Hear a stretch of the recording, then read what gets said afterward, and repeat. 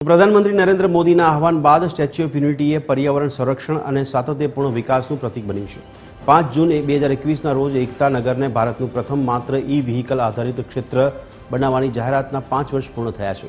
આ સમયગાળામાં સત્તામંડળ દ્વારા મિશન મોડ પર કામગીરી કરીને અંદાજે 459 ઇલેક્ટ્રિક વાહનોનું સંચાલન શરૂ કરવામાં આવ્યું છે। ગ્રીનિંગ એકતા નગર અભિયાન અંતર્ગત 60 લાખથી વધુ વૃક્ષો વાવીને હરિયાળીનું સામ્રાજ્ય ઊભું કરવામાં આવ્યું છે। આજે આ સ્થળ ગ્રીન ટુરિઝમના વૈશ્વિક મોડેલ તરીકે ઉભરી આવ્યું છે, જ્યાં પ્રવાસીઓ કુદરતી સૌંદર્ય અને પ્રદૂષણ મુક્ત વાતાવરણનો અદ્ભુત અનુભવ કરી રહ્યા છે। એકતા નગર અત્યારે ભારતનું ટોપ પ્રેફર્ડ ડેસ્ટિનેશન પ્રવાસીઓ માટે બની રહ્યું છે। જ્યારથી એકતા નગરની સ્થાપના થઈ, સ્ટેચ્યુની સ્થાપના થઈ, ત્યારથી ગ્રીન અને સસ્ટેનેબલ ટુરિઝમ ઉપર ખાસ ધ્યાન આપવામાં આવ્યું છે।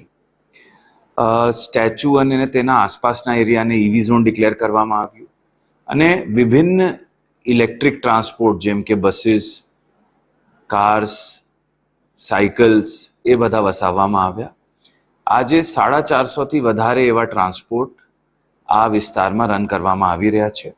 સ્ટેચ્યુ ઓફ યુનિટી બનવાથી ત્યાં અલગ અલગ આયામો આવ્યા છે, અલગ અલગ વિભાગો આવ્યા છે। પ્રવાસનના ક્ષેત્રમાં અલગ અલગ લોકોને પસંદ પડી શકે, લોકોને આનંદ આવી શકે એવી વસ્તુઓનું નિર્માણ થયું છે।